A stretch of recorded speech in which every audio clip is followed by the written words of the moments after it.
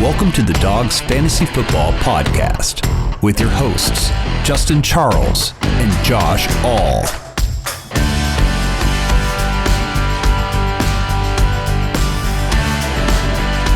What's up, everybody? Welcome into episode 2 of the Dawgs Fantasy Football Podcast. I am your solo host, Josh All, today. On the other podcast, when I do solo episodes, I say, I am Josh all alone with you today. So that's exactly what I am, because my co-host, my partner in crime, we geared up to start this fantasy football podcast. Couldn't wait to kick things off and start pumping out episodes for you guys. And then Justin Charles, pretty much on brand for Justin Charles, turns to me and says, oh, hey, by the way, next week I'm taking the family to Disney World, so I won't be here. Okay, Justin. Well, I hope you enjoy Florida. I hope you enjoy Mickey Mouse and all the fun down there at Cinderella's Castle. From everything I've heard from Justin, he's having a great time down there with the kids and the wife, and they're doing their thing down there in Disney World. And just like that, movie video editing magic, I am now wearing my Mickey Mouse t-shirt in honor of Justin Charles being in Disney World. So there you go.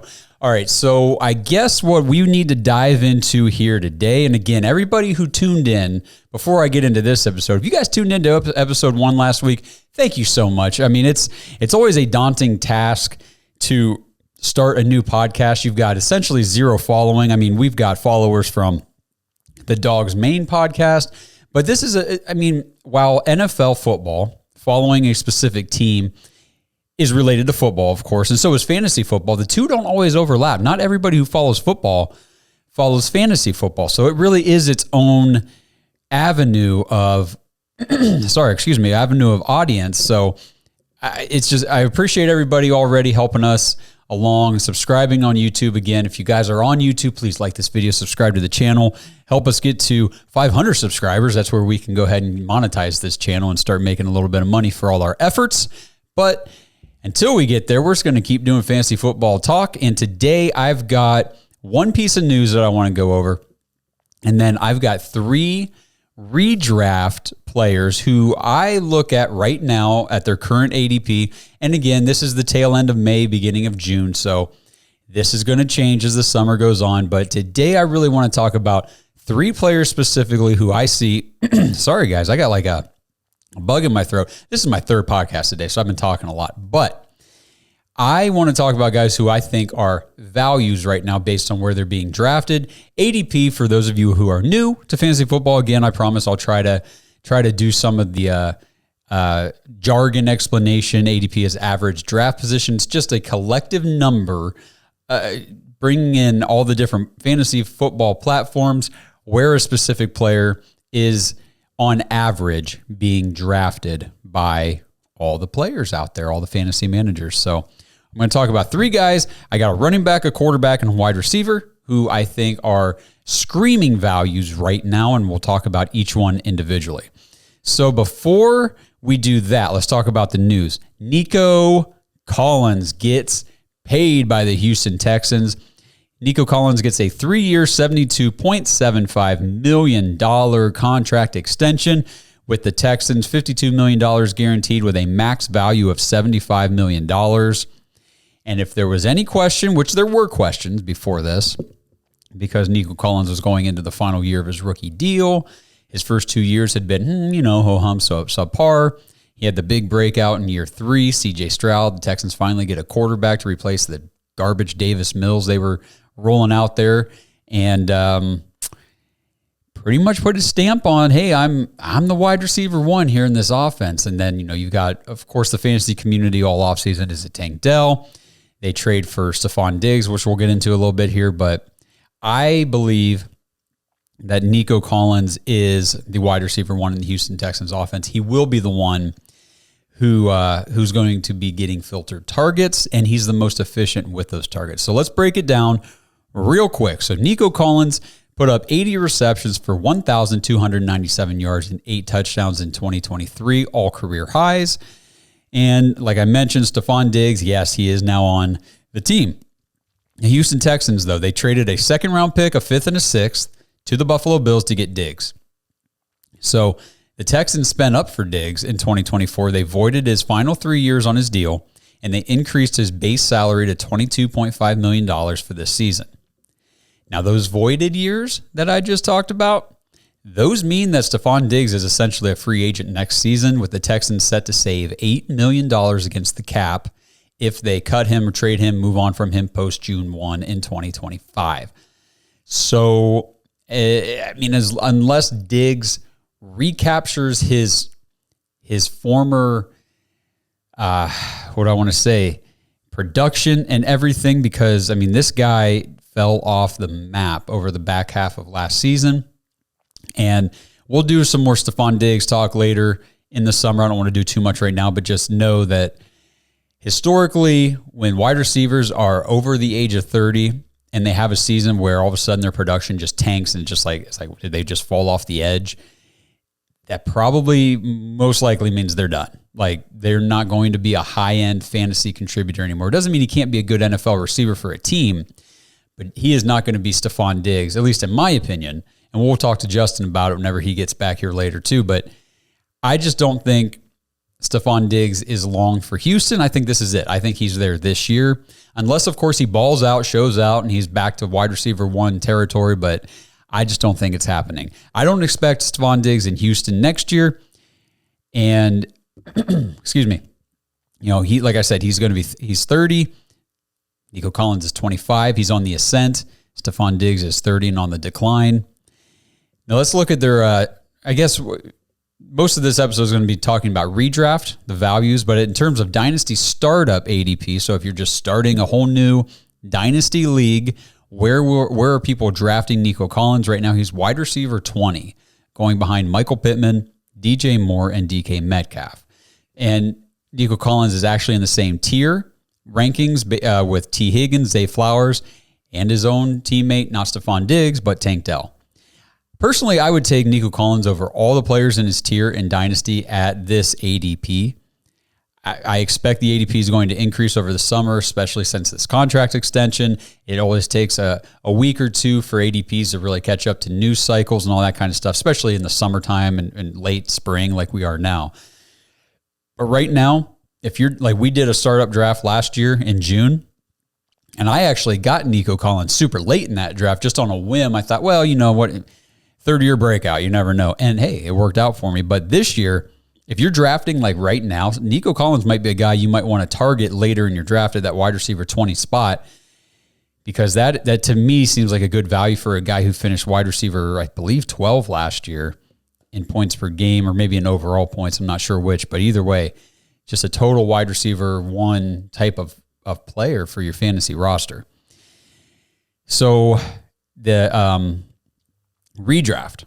So right now, and this, I'm telling you guys, take all this with a grain of salt. Things are going to change as the summer goes on and we get new information. But at this moment, if I was doing a redraft, which nobody should be. If anyone wants to do a redraft right now, tell them no.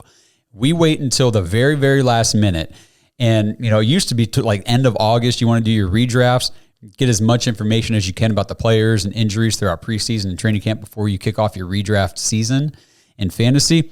Move that thing all the way up to like the weekend right before week 1 in September. Just do it as late as possible. And right now, though, my mentality for redraft with a guy like Nico Collins or the Houston Texans wide receivers just in general is I'm kind of taking the last man standing approach in terms of where they're being drafted.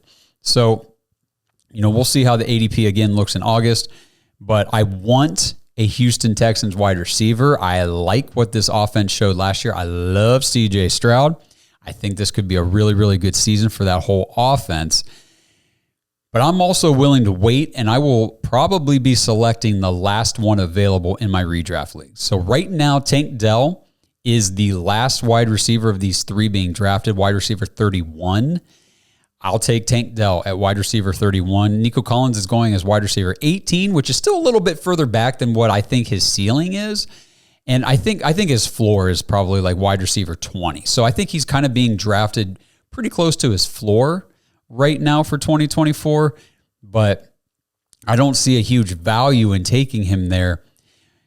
Stephon Diggs, just the other one, he's wide receiver 21. So only 3 spots going behind Nico Collins. So again, Tank Dell would be the guy in a redraft format. If I want a Houston Texans receiver, that's probably the guy that I'm going after. But that's just me. Like, if you decide that you want to take a running back early in the draft, say you miss out on those top 5 to 8 wide receivers, then Nico Collins might be a guy that you target at that ADP range to be maybe your wide receiver 1, even if you go like running back heavy early on, or you go running back and then you take like a Travis Kelce or try to take a top tight end or something like that, and you kind of punt the wide receiver position for a couple rounds. Nico Collins might be the guy that'll get you there. So pay attention to him. Just other guys in that range. Devontae Adams is going at wide receiver 10. I would easily take Nico Collins on my fantasy team and redraft over Devontae Adams. He's 31. He's older. Yes, he still looked pretty good last year, but who knows about the QB situation out there? The offense might not be all that great. Give me the young guy who just did it last year, blew up on a great ascending young offense, and that's the guy I want. Just a couple quick deeper metrics on Nico Collins and why I think he's going to be a bona fide wide receiver 1 if he repeats this production from last year, or even better, if he continues to improve, which honestly, it's what I expect. Nico Collins had a 22.7% target share, a 26.7% air yard share, 19 deep targets, and 15 red zone targets. Those are all things that you want out of a guy who, like I said, he could be your wide receiver 1 if you decide to go other directions early in your drafts. 11.9 yards per target, third most among wide receivers, 3.24 yards per route run. That is a huge number. We talk about yards per route run a lot in the fantasy community. It's usually like anything over like 2.25 or 2.5 is like really, really good. So Nico Collins is at 3.24, and that was number 2 among all wide receivers last season. And Nico Collins had the most fantasy points per target versus man coverage among all the wide receivers, 2.56 fantasy points per target versus man coverage. Against zone, he had 2.12 fantasy points per target. So Nico Collins gets paid. He's locked up, tied to CJ Stroud for the next few years at least. A guy that, if people are sleeping in your dynasty leagues, I would go out and float a little trade for Nico Collins just to see what the owner, what the manager of Nico Collins is thinking about in dynasty, see where his head is at or her head is at. But it's worth a shot. I think his price tag is only going to skyrocket from here. So if you don't do it now, you might as well just forget about it. So give it a shot now, see what people have to say. Try to get yourself a little bit of Nico Collins shares in your dynasty leagues.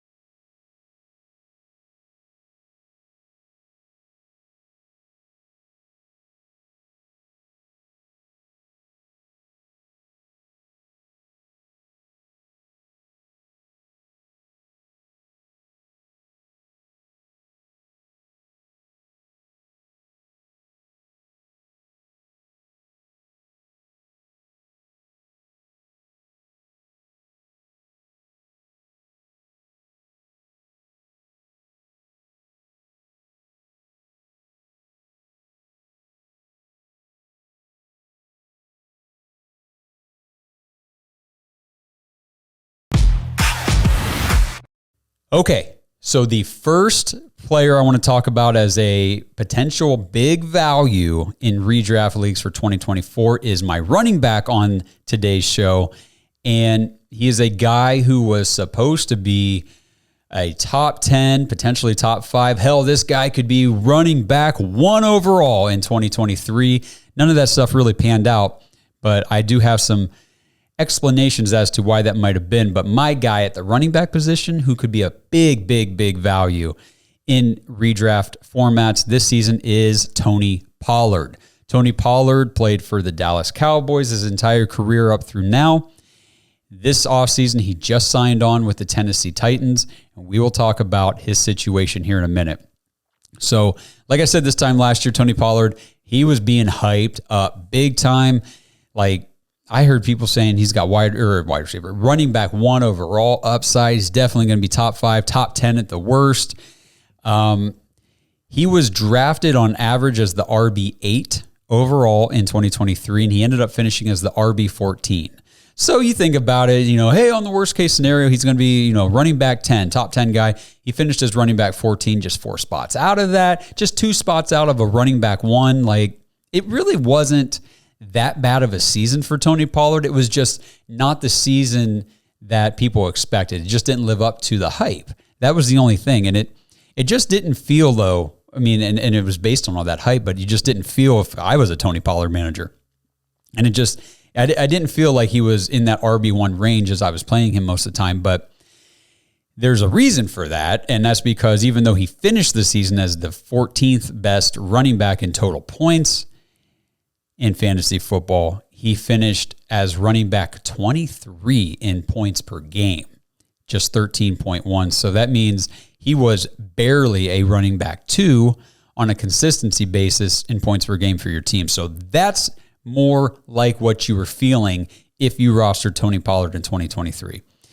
So the narrative last year, we'll just kind of do a little backtracking here. Backfield all to himself. He's the lead running back for the first time in his career. No more Ezekiel Elliott. Pollard was like the RB. I think he was a top 10 or top 15 running back the year before with Zeke there in limited roles. So now it's like, hey, sky's the limit and all this stuff. And now, you go a year ahead here and he's with the Tennessee Titans. And that's an offense that, if you ask anybody, it's being perceived as very much worse than what the Cowboys offense is. But much worse for whom is the question. So in Dallas, let's just think about this for a second. The offense moved over the course of the season last year in 2023 to a much more pass-heavy attack over the course of that season. In Tennessee, the offense has historically been run-heavy. But that was with Derrick Henry, which made sense, and not very good wide receivers or quarterback play or anything like that. Now we've got a new head coach, Brian Callahan, the former offensive coordinator from the Cincinnati Bengals, is coming over to head coach Tennessee. Now the offense may not be as run-centric as it has been, but I seriously doubt they're going to, at the same time, just let Will Levis go out there and rip it 40-plus times a game. In the head coach's rookie season, it's only year 2 for Levis. They're not throwing this guy to the wolves. They want him to be successful, so they're going to be smart with how they deploy this offense. But I do believe that this offense is going to be a little more balanced. They brought in Tyler Boyd. They brought in Calvin Ridley, both coming in to pair up with DeAndre Hopkins is still there. They still have Kyle Phillips, if you remember him. Now, he can be a useful real-life wide receiver, but not really worth anything mentioning past this in fantasy. And they've got Chiga Okonkwo at tight end.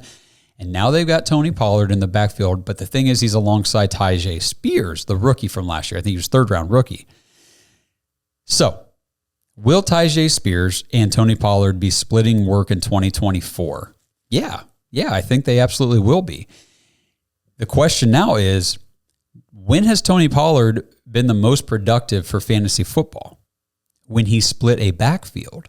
So I think that splitting a backfield, now we talk all the time in fantasy, volume is king. You want players who get the most volume as possible. But for Tony Pollard, I think less volume might be better because he's very efficient and he's not built to be a high volume guy. So I think Tony Pollard has a lot of fantasy potential this year, even in a split backfield with Tyjae Spears. And notice I have not even yet mentioned the injury for Tony Pollard. So Tony Pollard broke his leg late into the 2022 season toward the end, and we know it takes quite a bit of time for these guys to come back fully from these leg injuries, ACLs and broken legs and what have you. So I feel like Pollard last year was hampered by the injury. I think he has even alluded to or even just straight out said as much. And even with the lack of efficiency, the recovering from injury, and all that kind of stuff, the pass-heavy attack in Dallas, Tony Pollard still put up 1,000 yards rushing and 311 yards receiving. So he had 13 total yards and 6 rushing touchdowns. His production essentially was just killed by his inefficiency in the red zone. I'd have to pull up the stats, but he did not do very well in the red zone last year. And he also caught a grand total of 0 touchdowns through the air. Now you add on a couple receiving touchdowns, maybe a couple more rushing touchdowns through his red zone work, and now last year all of a sudden looks a little bit different. So in 2022, the year before, in one fewer game and on 59 fewer carries, Tony Pollard actually had the same amount of yards and 3 additional rushing touchdowns as a timeshare back than what he did in 2023 as the main bell cow in Dallas. His career yards per game was well over 5 yards per... His career yards per carry was over 5 yards per carry for his career until this past season. It dropped down to 3.99, just under 4. Now, I mentioned this already. He's not a bell cow back, but he doesn't need to be. Like I said, in order to produce for fantasy, he is much more efficient on fewer touches because he's not built to handle a high volume. Tennessee also beefed up their offensive line. They added Brian Callahan's dad, Bill Callahan, as the offensive line coach. Being a Cleveland Browns fan, I can tell you that's a pretty big deal. He revamped our offensive line in a big way, and I think he's going to do the same thing in Tennessee. Again, they added legit wide receiver weapons.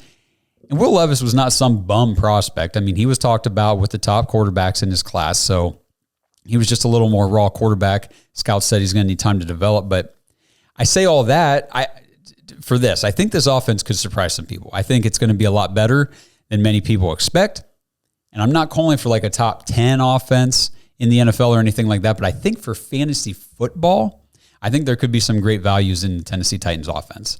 I'm not worried about Tyjae Spears. He was not drafted by this new regime that they just hired all these new guys in this year. And if you look at what the team has done, what was the very first thing that this new regime, this new staff did in free agency? They immediately brought in their guy at the running back position. Tony Pollard was one of the first guys they signed. Coach speak, the coach is saying these guys are viewed as 1A, 1B in the backfield, and honestly, I don't care about that. I want Pollard in a timeshare. I do. He's one of the few backs, like I said, I don't want him being a bell cow. I don't want him getting 20 carries a game. I want him getting 10 to 12 carries a game, and I want him to get in targets in the passing attack. So he is much more explosive for fantasy football if he's being utilized that way.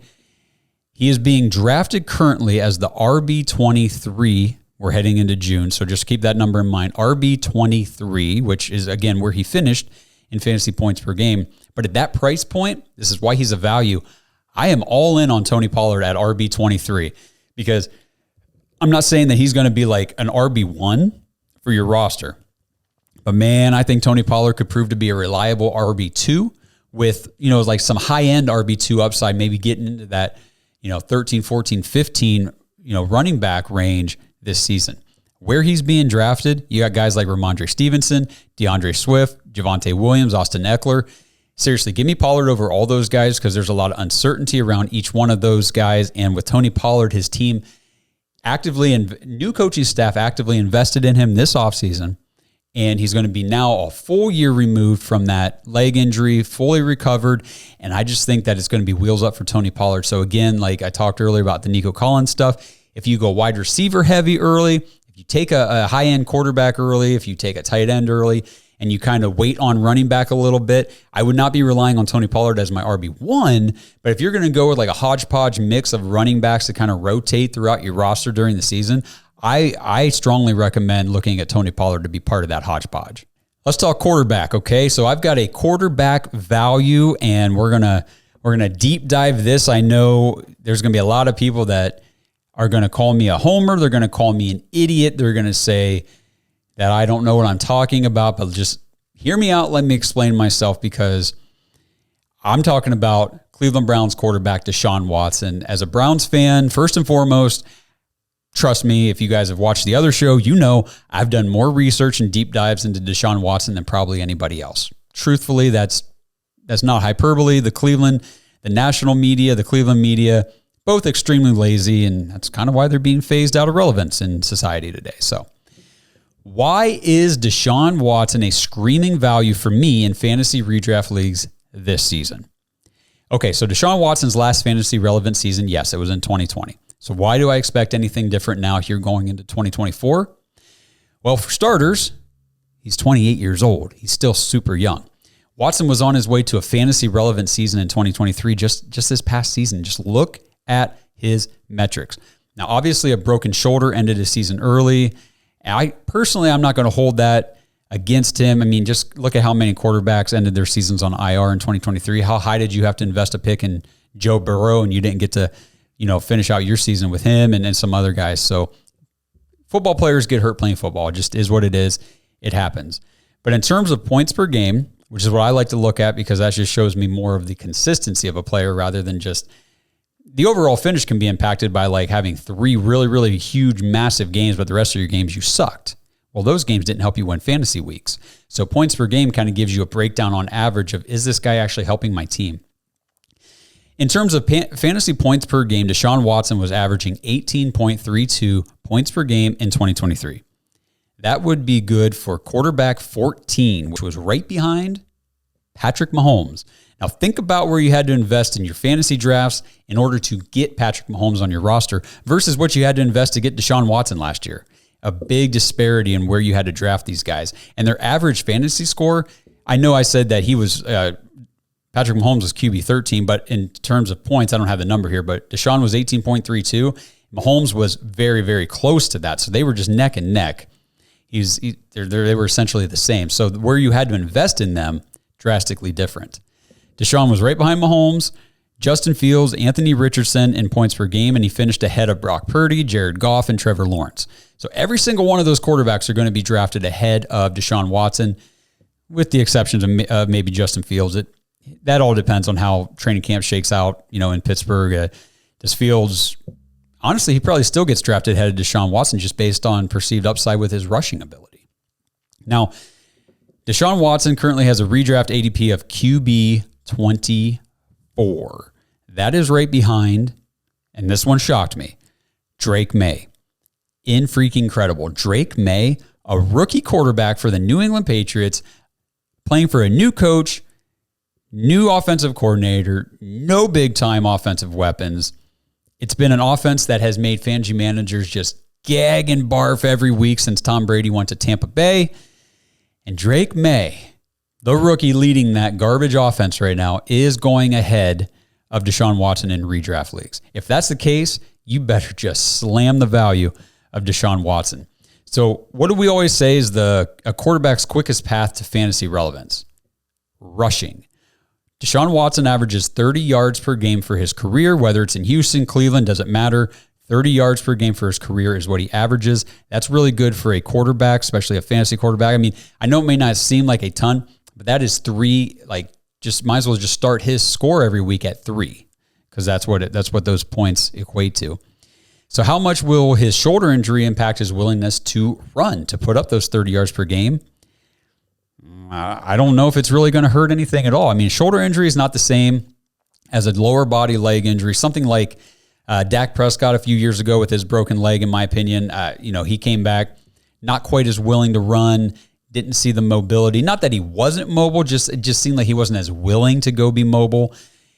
I think, if this were a knee injury, an ankle, a hip, a leg, something lower body, that would make a player like Deshaun Watson maybe a little more hesitant to use his legs. But this is an upper body throw, is throwing shoulder. I think that whenever his athletic instincts take over to run the ball and to pick up yards on the ground, I think he's just going to go ahead and do it. Now, in terms of passing, please, guys, do not let the misleading headlines and the phony fantasy takes misconstrue the fact. This guy was quarterback 5 in every season he played a full season. Yes, Josh, I know. It has been a while since Deshaun Watson's played a full season, but if you watch my other show, I talk all the time. It really hasn't been his fault. But anyway, we won't go into that. In 2023, in just 6 games, really just 5 games last year because that Colts game shouldn't count at all for anything, Deshaun Watson had 21 deep ball attempts. 66 quarterbacks started games last year, and Deshaun Watson was 38th in deep ball attempts in just 5 games. Think about that. You got quarterbacks that played all 17 or 16 games last year, and Deshaun Watson only played 5, and he still finished 38th overall in deep ball attempts. That was 4.2 deep ball attempts per game. And now you give him a weapon like Jerry Jeudy on the outside to go down the field and stretch things with Amari Cooper too. I'm telling you guys, I do not sleep on Deshaun Watson this season. Now, he did only average 186 pass yards per game, but he had 252 air yards per game in those 5 games in 2023. His receivers had officially 8 drop passes. Trust me, as a Browns fan, that was a problem. His red zone completion percentage was 77.8%, which means when the Browns got into the red zone, Deshaun Watson was completing 3 out of every 4 passes around the goal line and in the end zone. Those are numbers that you want for a fantasy quarterback because with quarterbacks, the cheat code is rushing touchdowns and passing touchdowns because passing yards doesn't really do a whole lot. They don't count for a ton. Those other things are where you make your money in fantasy with the quarterback position. And another really strong plus for Deshaun Watson, he does not throw interceptions at a high rate. The highest of his career was 2019. He threw 12 interceptions. Otherwise, every season, he has been in single digits in the interception category. And interceptions count against you in fantasy football, so this is big as well. Now, Cleveland has this narrative of being a run-heavy team, yet the Browns had the 5th most pass plays per game in the NFL last year with 36.8. That's expected to increase even more. This season, we got offensive coordinator Ken Dorsey coming in. He helped build MVP caliber years for Cam Newton and Josh Allen. So it's kind of wheels up this year for Deshaun Watson, and he's the perfect quarterback, in my opinion, to grab late in your drafts. If you're going to prioritize wide receiver, running back, try to stock up on those skill positions, and you don't take a high-end quarterback, because if you're not taking, I wouldn't even consider Mahomes in redraft this year. If you're not taking Josh Allen, Jalen Hurts, shooting for the upside on Anthony Richardson, then I'm waiting on quarterback. And when I'm waiting, especially in a 1-quarterback league, I'm waiting on somebody like Deshaun Watson. So say you grab Jordan Love earlier in the draft. He's still got some uncertainty. He's only got the 1 year in the NFL so far to evaluate. Maybe you waited on quarterback and you grabbed a guy like Jared Goff or Kirk Cousins. Those are really, really good quarterbacks in the NFL, but they give you nada on the rushing side of things for fantasy football. So if you take a guy like Jared Goff or Kirk Cousins, don't be afraid to pair him up with a guy like Deshaun Watson late in the draft. And then don't be surprised when Deshaun Watson turns out to be the guy in your starting quarterback spot pretty much every week. Unless Jared Goff is at home, of course. So the only downside, in my opinion, for Deshaun Watson recent seasons has been his availability. I mentioned it earlier, 2021. I said I wasn't going to get into it, but I forgot I put these in my notes. So we're going to do it real quick. 2021, Texans actively benched Deshaun Watson every week, even though he was at practice every day and all that kind of stuff. Dumbest organizational move ever, but that's what they did. Seriously, talk to Texans fans. We've heard from a ton of them. That's what they say. 2022, he got suspended. I'm not going to go into that, but it was a bunch of bogus. 2023, broken shoulder. Blows. I'll be the first to admit it. Just absolutely sucks that he has not been on the field. But when he is on the field, his talent is not in question, in my opinion. And I mentioned Jerry Jeudy. He's got him. He's still got Amari Cooper. David Njoku broke out last year. We still have Elijah Moore in this offense. Cedric Tillman's going into his 2nd year. The supporting cast is one of the best in the NFL. So take it from me. I, as a Browns fan and as a Browns podcaster and whatever you want, commentator, whatever you want to call us, I firmly expect Deshaun Watson to just shatter expectations this season. And if he fails outside of like another fluke injury situation, it'll be a colossal collapse, which I just don't see happening. For the guy is such a competitor and a fighter, and I just think that to get him as like the back end of a quarterback 2 in your redrafts, do it. Just take it. Because again, if it doesn't pan out, then you just drop him and it doesn't really hurt you too much because you took him late. You didn't sacrifice a higher end running back or wide receiver to grab Josh Allen in the second round or third round, wherever he's being drafted. So it's just strategically, if you prioritize the positional players early, look at a guy like Deshaun Watson at quarterback later in your drafts. This episode is brought to you by Danger Coffee. We talk about how Danger Coffee is made free from mold toxins that are in 45% of the world's coffee, but that's not all that Danger Coffee has to offer. Mineral and nutrient deficiencies are a big deal. They make you feel sick, tired, stressed, and they can give you brain fog. These deficiencies negatively affect your immune system, your digestion, sleep, metabolism. Have you ever wondered why you get an initial burst from your coffee, but then you get that little crash not long after? Danger Coffee's patent-pending process remineralizes your body with more than 50 trace minerals and electrolytes, leaving you more energized, engaged, powerful. These micronutrients enter the cells to boost performance. They bind to toxins to provide detoxification support. I know that sounds like a lot, but the bottom line, guys, is minerals matter, and most of us really don't get enough of them on a daily basis. Danger Coffee delivers micronutrients, plus it gives you access to the minerals you already have. Head to dangercoffee.com, use our code DAWGS, DAWGS, for 10% off your order, and that code can be used over and over, so you get 10% off every order you make using code DAWGS. It's time to start every day off with a cup of coffee that gets you going and actually keeps you going. dangercoffee.com, code DAWGS. And finally, my throat is getting itchy, scratchy. I'm tired of talking here, but I'm going to keep doing it because I got a wide receiver value that I have to talk about. And I think this guy's being largely underlooked right now. And again, like I mentioned, things could change over the summer as we progress closer to the season through training camp and everything. But I think that Jacksonville Jaguars wide receiver Christian Kirk is a screaming value right now. Why do I think that about Christian Kirk? His redraft ADP, wide receiver 30. He finished as the wide receiver 34 in points per game in 2023 at 12.5 points per game. But he was the wide receiver 19 in 2022, just a year before, at 14.2 points. Now, if you look at that, 14.2 drops to 12.5. That's not a huge shift, but that is enough of a margin to drop a dude from wide receiver 19 down to wide receiver 30 over the course of a season. So kind of like with Nico Collins here. If you decide to take a running back or two early in the draft, you miss out on those top wide receivers. Christian Kirk is a guy that you can get later in the draft, and he's got the potential and strong probability, in my opinion, to lock down the wide receiver 2 spot on your roster with wide receiver 1 upside on any given week because he's that good. He's shown it. He can pop off any given week and give you week-winning numbers. But again, I think as an average, he's going to go into your lineup and you're going to leave him there. Maybe not as your wide receiver 1 for the whole season, but at wide receiver 2 and even wide receiver, he'd be the best wide receiver 3 you could possibly have. So let's talk about his metrics. But first I want to focus on the number one thing that fantasy players should be looking for. Mentioned it earlier with Tony Pollard. But in this case, opportunity is a little more important for Christian Kirk. So Calvin Ridley had 136 targets last year. He's gone. Zay Jones had 64 targets last year. He's gone. That's 200 vacated wide receiver targets in a Jaguars offense with Trevor Lawrence continuing to develop at the NFL level. That is a lot of vacated targets, and I imagine a good chunk of those are going to go to Christian Kirk. Kirk had 85 targets in 12 games last season, good for 7 targets per game the year before. In 2022, he played 17 games without Calvin Ridley, and he had 133 targets, 84 receptions, 1,108 yards, and 8 touchdowns. That was 7.8 targets per game.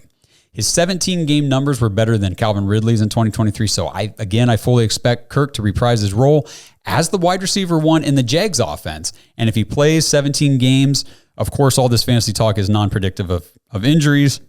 You just can't predict those things typically. But in a 17-game season, I just don't see how Christian Kirk doesn't finish as a high-end wide receiver 2 in fantasy football. Something along the lines of like 140 targets, 85 receptions, about 1,000 yards or a little more, 1,000 to 1,200 yards, 6 to 8 touchdowns. That's kind of the baseline output for me. That would be his floor if he plays all 17 games. And again, that's not taking into account any of those spike weeks and those high-end production games that he can produce. Christian Kirk had 20.8% target share and 26.5% air yard share when he was on the field with Ridley and Jones last year. Without Ridley in 2022, Kirk had a 23.2% target share and 28.4% air yard share.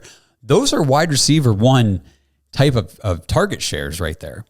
Now, the Jaguars did add Gabe Davis, who I don't care about one bit for fantasy, and I will say that all summer long.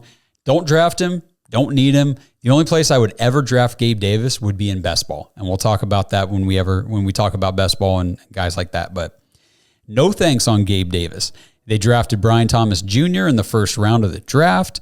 Again, more of an outside deep threat receiver. Most scouts felt it seemed like that he needed some more significant refinement at the NFL level before he can really become like a consistent receiving threat. So I sort of look at Brian Thomas Jr. like another Gabe Davis on the roster, but you're reliable route runner. Get open, move the chains. I'm in trouble. I need to find my dude to get the ball to in this offense. It's going to be Christian Kirk, in my opinion. It's going to be him, and it's going to be Evan Ingram. We'll talk about him when we get to tight ends, but I think Christian Kirk will eat like a beast this season. I really do. I'm grabbing him everywhere I can. His current ADP, again, wide receiver 30. And I'm drafting him with the expectations that he is going to finish no worse than wide receiver 20. And I think that on the high end, he could get up to like wide receiver 14 or 15.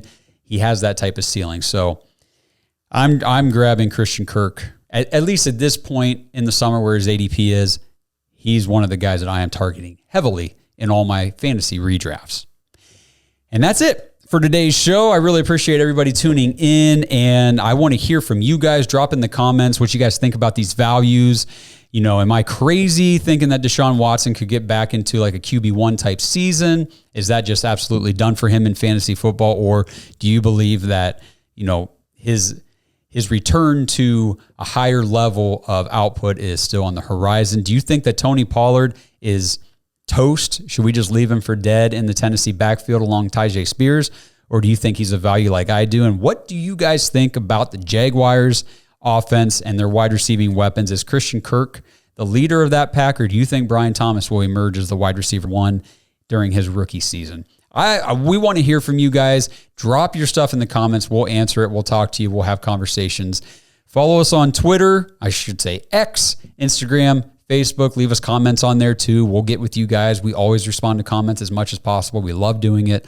Love hearing from you. Love talking football. Love talking fantasy football. That's why we started this podcast. So I will be back next week because I am going on vacation, but I made sure that I scheduled around this podcast specifically. It was that important, but we'll be back next week. Justin will be in here with me. We'll be talking more fantasy football. And until I see all you guys in the next one, man, I still don't have a good sign off for this show, but we'll just leave it at that. Catch you guys on the next one.